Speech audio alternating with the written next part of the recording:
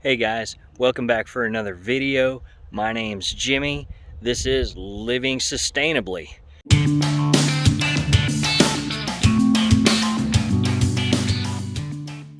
It's been a while, and I apologize for that.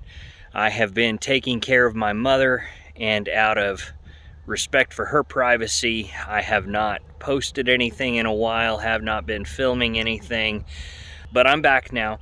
My mother is back home in Colorado with my sister, and so I'm gonna get back to doing some more videos.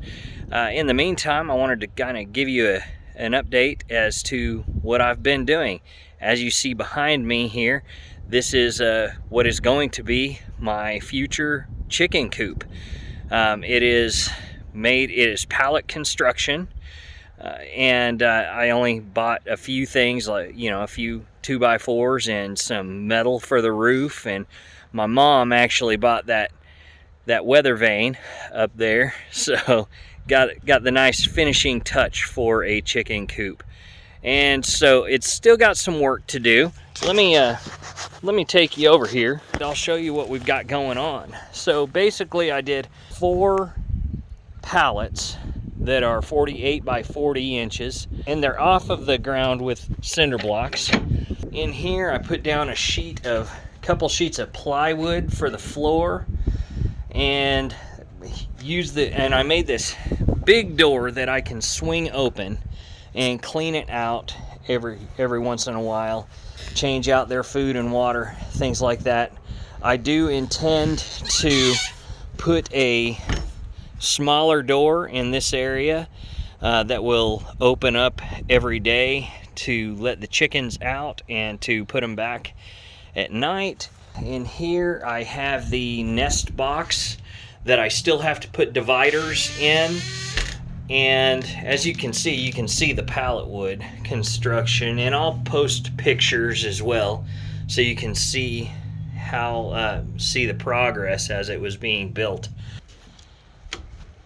See, I'll be able to access the nest box out here by these doors. I need to put some sort of fastener here to latch them so they will be secure.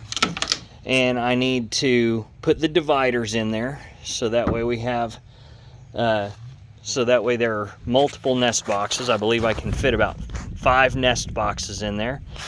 And then I need to paint, and I need to do that front door for the chickens, and then I am ready for chickens. So we're very excited to actually have this coming together. We are very excited to actually have something besides cats and dogs and rabbits on the farm. In the meantime, other things that I have done in the last few weeks, I have ordered all our seeds, primarily from Baker Creek Seeds. I also ordered some from True Leaf Market.